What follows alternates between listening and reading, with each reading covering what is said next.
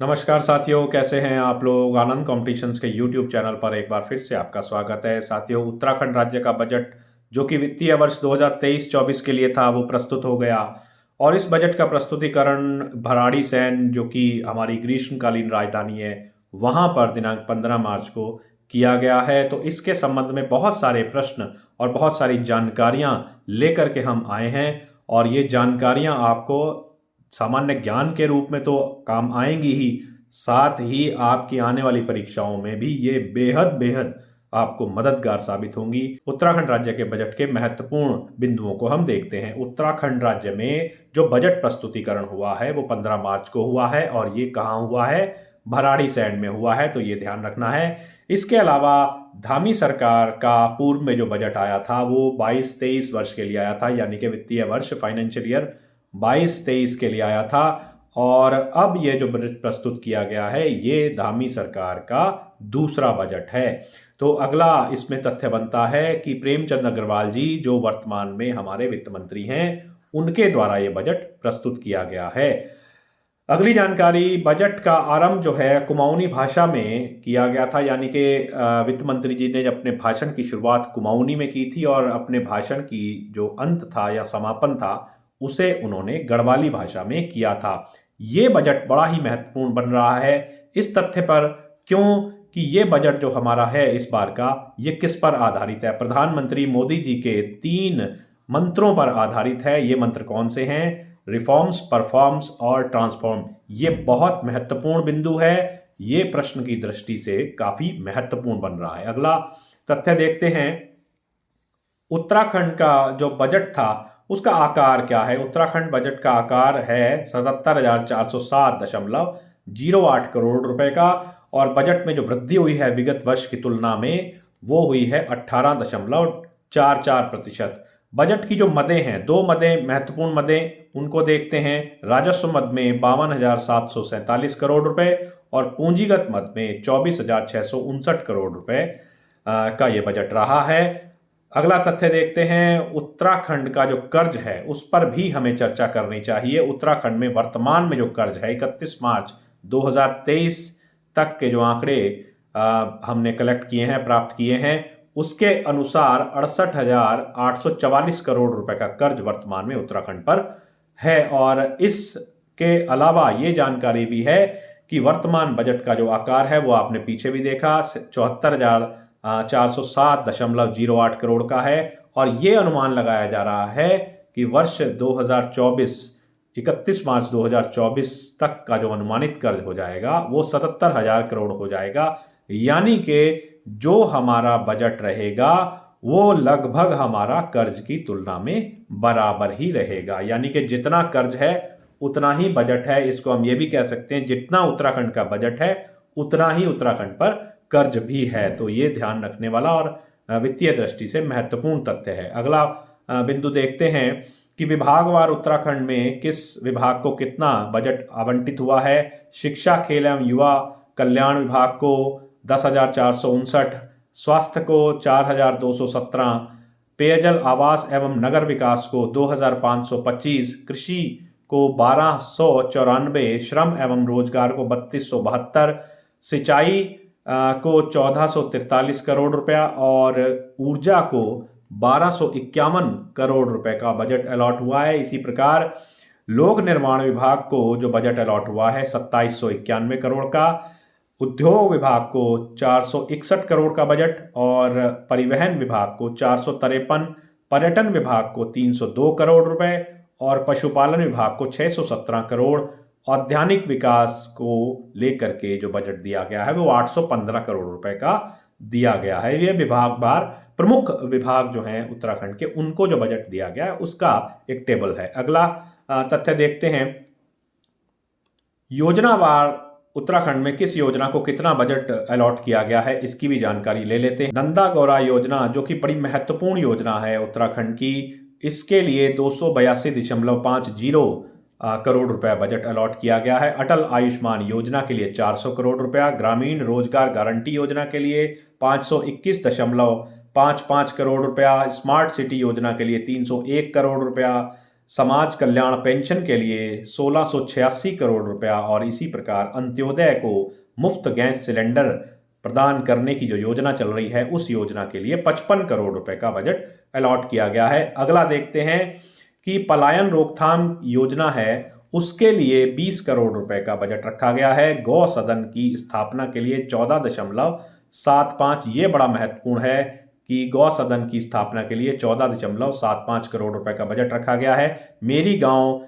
मेरी सड़क योजना के अंतर्गत 7 करोड़ रुपया और महिला स्वयं सहायता समूह के लिए 5 करोड़ रुपया और साथ ही पीएम आवास योजना ग्रामीण के लिए 318.74 करोड़ रुपए का बजट रखा गया है। इसी प्रकार इस बार जो केंद्रीय बजट रहा है उसमें हमारी वित्त मंत्री निर्मला सीतारमण जी ने सप्तऋषि की कल्पना की है। इसी तरह से उत्तराखंड राज्य भी सप्तऋषि की कल्पना करता है और अपने बजट में सप्तऋषि की कल्पना के आधार पर ही बजट का खाका तैयार किया गया है। ये सप्तऋषि क्या हैं, उत्तराखंड बजट में सप्तऋषि क्या हैं, इसको भी देखते हैं। पहला सप्तऋषि का पहला अंग है मानव पूंजी। मानव पूंजी के अंतर्गत प्रत्येक व्यक्ति को सशक्त संसाधन के रूप में विकसित किया जाएगा, यानी कि ये स्ट्रांग जो रिसोर्सेज है उसके रूप में हर व्यक्ति को विकसित किया जाएगा, डेवलप किया जाएगा। इसी के साथ पोषण, शिक्षण, प्रशिक्षण, सर्वांगीण विकास के लिए वातावरण तैयार करने की कल्पना की गई है। इसी तरह से सप्तऋषि का दूसरा अंग है क्षमता संवर्धन। इसके अंतर्गत समग्र कल्याण के अंतर्गत प्रदेश के अंतिम व्यक्ति की क्षमताओं का विकास करने का लक्ष्य रखा गया है। तो ये सप्तऋषि का दूसरा भाग है। सप्तऋषि का तीसरा अंग हम देखते हैं स्वास्थ्य सुविधाओं को लेकर के। हर व्यक्ति तक प्रभावी चिकित्सा व स्वास्थ्य सुविधाएं पहुंचाने के लिए मजबूत नेटवर्क प्रदान करने की या तैयार करने की एक योजना की गई है। उत्तराखंड बजट का सप्तऋषि देखते हैं अगला, पूंजीगत व्यय में वृद्धि। भविष्य की आवश्यकताओं के अनुसार पूंजीगत व्यय में वृद्धि करने की कल्पना या योजना रखी गई है। परिसंपत्तियों के संरक्षण और रखरखाव के लिए सिस्टम भी तैयार किए जाने की योजना है। निर्बाध कनेक्टिविटी सप्तऋषि का अगला अंग है। रोड सेफ्टी, सड़क मरम्मत, रखरखाव और नए मार्ग की निर्माण को लेकर के विशेष प्रावधान किए जाने की व्यवस्था की गई है। और एयर कनेक्टिविटी, रोपवे और बड़ी महत्वपूर्ण चीज मेट्रो रेल के लिए भी इस बार बजट रखा गया है। ये प्रौद्योगिकी आधारित विकास, टेक्नोलॉजी बेस्ड जो डेवलपमेंट है उसकी बात की गई है। इसके अंतर्गत क्या होना है, इसके अंतर्गत राज्य के विकास को गति देने के लिए आधुनिक तकनीकों का उपयोग करने पर फोकस रखा जाएगा और साथ ही प्रत्येक सेक्टर में आधुनिक तकनीकों से ज्यादा उपयोग किया जाना होगा। इकोनॉमी और इकोलॉजी में संतुलन स्थापित करने, यानी कि अर्थव्यवस्था और पर्यावरण में जो संतुलन होना चाहिए उसकी भी बात सप्तऋषि में की गई है। बहुत अच्छा ये पहलू उठाया गया है इस बार बजट में। ये प्रश्न की दृष्टि से भी बहुत महत्वपूर्ण मुझे तो दिखाई दे रहा है। पर्यावरण संरक्षण और सतत विकास के बीच में संतुलन स्थापित करना, सौर ऊर्जा को बढ़ावा देना, सिंगल यूज प्लास्टिक के लिए विकल्पों की खोज करने का एक जो प्रावधान इसमें रखा गया है, ये बहुत महत्वपूर्ण चीज है। इको टूरिज्म और होम स्टे को, जो कि स्वरोजगार को लेकर के भी बात होती है इसकी, उसको प्रोत्साहन देना। जलवायु परिवर्तन शमन के लिए पूंजीगत परिव्यय का 0.5% प्रावधान करना, ये बहुत महत्वपूर्ण क्वेश्चन है। बहुत महत्वपूर्ण क्वेश्चन की दृष्टि से ये बन रहा है, इसको आप बिल्कुल स्मरण रखिएगा। अगला देखते हैं कि स्वरोजगार क्षेत्र में क्या बजट में प्रावधान किए गए हैं। युवाओं को रोजगार दाता बनाने के उद्देश्य से पर्यटन, ऊर्जा, कृषि, उद्यान, पशुपालन, मत्स्य में स्वरोजगार के लिए 1715.08 करोड़ रुपए का प्रावधान किया गया। इसी प्रकार उद्यान विकास के लिए 815.66 करोड़ रुपए की व्यवस्था की गई है। 50,000 नए पॉली हाउस के निर्माण के लिए 200 करोड़ रुपए का प्रावधान भी इस बजट में किया गया है। बागवानी सेक्टर में, यानी कि उद्यान सेक्टर में युवाओं को आर्थिक सक्षम बनाने के लिए मिशन एप्पल योजना, ये बड़ा महत्वपूर्ण है। मिशन एप्पल योजना के अंतर्गत कितने करोड़ रुपए का प्रावधान किया गया है, ये महत्वपूर्ण बिंदु है। 35 करोड़ रुपए का प्रावधान किया गया है। अगला देखते हैं स्वरोजगार के क्षेत्र में ही उद्योग सेक्टर में 38,000 रोजगार सृजित करने की योजना रखी गई है और उद्योग विभाग में 461.30 करोड़ का प्रावधान किया गया है। वर्क फोर्स डेवलपमेंट को 100 करोड़ रुपए का प्रावधान किया गया है। इसी प्रकार मुख्यमंत्री स्वरोजगार योजना के लिए 40 करोड़ रुपए का प्रावधान किया गया है।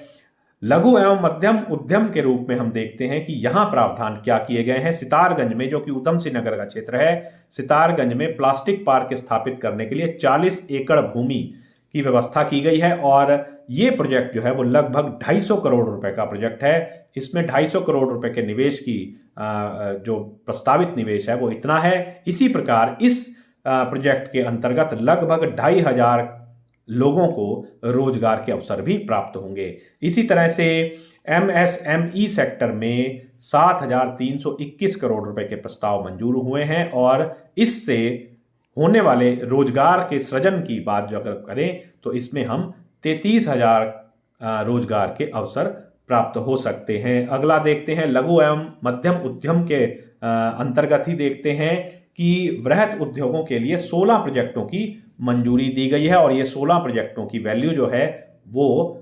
3,072 करोड़ रुपए है। इसमें से हमें रोजगार की बात करें तो इसमें 3268 रोजगार सृजन होने की आशा रहेगी। इसी प्रकार होम स्टे योजना के लिए सब्सिडी के लिए 5 करोड़ की व्यवस्था रखी गई है। अगला बिंदु देखते हैं सड़क निर्माण, जो कि आवश्यकता है, मूलभूत आवश्यकता है, उस पर भी बहुत ज्यादा फोकस किया गया है। सड़क मरम्मत बजट में 97% की बढ़ोतरी की गई है। ये बहुत महत्वपूर्ण है प्रश्न की दृष्टि से कि सड़क निर्माण या मरम्मत में कितने प्रतिशत बजट की वृद्धि की गई है, तो 97% की बढ़ोतरी हुई है और कुल बजट इसमें 850 करोड़ रुपए प्रस्तावित किया गया है। चालू वित्त वर्ष में ये बजट 430 करोड़ रुपए के प्रावधान के साथ। सड़क निर्माण के अंतर्गत देखते हैं ग्रामीण सड़कों के लिए 150 करोड़ रुपए का प्रावधान किया गया है और इसी प्रकार PMGSY 3 के अंतर्गत केंद्र सरकार द्वारा मार्च 2025 तक राज्य की कुल 2288 किलोमीटर ग्रामीण सड़कों की मरम्मत की सहमति भी प्रदान की जा चुकी है। तो ये भी एक बहुत महत्वपूर्ण तथ्य इस बार बजट में उठ करके आया है। अगला देखते हैं यातायात के क्षेत्र में क्या हुआ है। यातायात में राज्य में 150 स्थानों पर पार्किंग, जिनमें टनल पार्किंग भी है, उसकी स्थापना या उसके निर्माण की बात भी की गई है। छोटे शहरों में छोटी पार्किंग के स्थल भी बनाए जाने की या विकसित किए जाने की बात हुई है इस बजट में। मेट्रो को लेकर के बहुत क्रेज है और मेट्रो को लेकर के बहुत बड़ा प्रावधान यहाँ पर इस बजट में दिखाई देता है। देहरादून मेट्रो को लेकर के देहरादून में न्यू मेट्रो चलाए जाने का लक्ष्य रखा गया है और इसके लिए 101 करोड़ रुपए का प्रावधान भी कर दिया गया है। तो ये भी बहुत महत्वपूर्ण है प्रश्न की दृष्टि से, जानकारी की दृष्टि से। नियो मेट्रो का प्रस्ताव जनवरी 2022 में ही केंद्र के पास भेजा जा चुका है, ऐसी जानकारी प्राप्त हुई है और प्रथम चरण में केंद्र सरकार के साथ 50% भागीदारी के साथ 2 रूटों पर मेट्रो चलाए जाने की बात भी चल रही है। उसके बाद द्वितीय चरण में देहरादून को मेट्रो के माध्यम से हरिद्वार ऋषिकेश से जोड़ने की योजना भी तैयार की जा रही है और इस संपूर्ण प्रोजेक्ट पर जो खर्चा होगा वो लगभग 1600 करोड़ रुपए का प्रोजेक्ट होगा और इस प्रोजेक्ट की अवधि जो होगी वो लगभग 5 वर्ष की रखी जाएगी, ऐसी जानकारी प्राप्त हुई है। अगला देखते हैं कि देहरादून मेट्रो को लेकर के कि प्रस्तावित रूट कौन से तय किए जाएंगे। प्रस्तावित रूट जो किए गए हैं वो कौन से किए गए हैं। देखिए FRI से रायपुर तक के लिए जो दूरी होगी वो 13.9 किलोमीटर होगी और इसके अंतर्गत जो स्टेशन बनने की जो बात हो रही है वो FRI, IMA, blood bank, Doon school, Connaught Place, Ghantaghar, Gandhi park, CMI, Ara Ghar, Nehru colony, upper Badrish colony, upper Nathanpur, OFD, Hathikhana और रायपुर। इसी प्रकार अगला प्रस्तावित रूट और स्टेशन ये रहेगा कि जो ISBT से गांधी पार्क तक रहेगा और इसकी दूरी रहेगी 8.5 किलोमीटर और इसमें बनाए जाने वाले स्टेशन जो होंगे ISBT, सेवला कला, ITI, लालपुल, चमनपुरी, पथरी बाग रेलवे स्टेशन और कोर्ट। तो इस प्रकार ये स्टेशन इस दूसरे प्रस्तावित रूट में रहेंगे, ऐसी जानकारियां भी निकलकर सामने आई हैं। आगे देखते हैं, स्मार्ट सिटी योजना के तहत उत्तराखंड में क्या होने वाला है। सभी शहरों का मास्टर प्लान बनाए जाने की प्रस्ताव किया गया है और ग्रीनफील्ड शहरों की स्थापना भी किए जाने का प्रस्ताव है। हरिद्वार को पर्यटन नगरी के रूप में विकसित किया जाना और ऋषिकेश को योग नगरी के रूप में विकसित किए जाने का भी प्रस्ताव किया गया है। स्मार्ट शहर के तहत ऋषिकेश के लिए एकीकृत विकास योजना की भी बात की गई है और देहरादून स्मार्ट सिटी के लिए 201 करोड़ रुपए का प्रावधान भी इस बजट में कर दिया गया है और हल्द्वानी में अवस्थापना विकास के लिए 90 करोड़ रुपए का प्रावधान भी किया गया है इस बजट में। आगे देखते हैं, अमृत योजना को लेकर के राज्य में क्या होने वाला है। देहरादून, हरिद्वार, रुड़की, काशीपुर, रुद्रपुर, हल्द्वानी, काठगोदाम, नैनीताल शहर के लिए 147 करोड़ रुपए का प्रावधान किया गया है अमृत योजना के अंतर्गत और मलिन बस्तियों के लिए 25 करोड़ रुपए का प्रावधान अमृत योजना के अंतर्गत किया गया है। स्वच्छ भारत मिशन के अंतर्गत राज्य में क्या है, स्वच्छ भारत मिशन के अंतर्गत 227 करोड़ रुपए का प्रावधान साथियों किया गया है और निकायों में हर घर से कूड़ा एकत्र करना, यानी कि नगर निकाय जो हैं, नगर पालिका, नगर निगम, यहां पर हर घर से कूड़ा एकत्र करने का प्लान किया गया है और नगर निकायों को के कूड़ा प्रबंधन पर फोकस रहेगा और अगले 3 साल के भीतर निकायों से डोर टू डोर कूड़ा उठाने की व्यवस्था के अंतर्गत डंपिंग जोन बनाए जाने की भी व्यवस्था की जाएगी। ये बजट का प्रमुख रूप से तथ्य सामने स्वच्छ भारत मिशन के अंतर्गत आता है। इसके अलावा स्वच्छ भारत मिशन के अंतर्गत निकायों में हर घर से कूड़ा जो एकत्र किया जाएगा, उसके तहत वर्तमान में जो ट्रीटमेंट चलाए जा रहे हैं वो हरिद्वार और देहरादून में ट्रीटमेंट प्लांट जो हैं वो ऑलरेडी कार्यरत हैं। आगे देखते हैं कि आवासीय योजना के अंतर्गत क्या हुआ है। पीएम आवास योजना शहरी, इसके अंतर्गत क्या हुआ है, राज्य में 30,397 आवासों का निर्माण किया जा रहा है और इसके लिए बजट का प्रावधान 194 करोड़ रुपए का रखा गया है इस बजट में। आगे देखते हैं, पीएम आवास योजना ग्रामीण के लिए निर्माणाधीन भवन जो हैं वो 18,658 घरों को मार्च 2024 तक पूरा किए जाने तक का लक्ष्य रखा गया है। ये बहुत अच्छा प्रश्न बन सकता है और इसके लिए 318 करोड़ रुपए का प्रावधान किया गया है। ऋषिकेश में लक्ष्मण झूला के स्थान पर उसके समीप ही एक बजरंग सेतु के नाम से सेतु बनाया जा रहा है जो कि निर्माणाधीन है और इसके जुलाई 2023 तक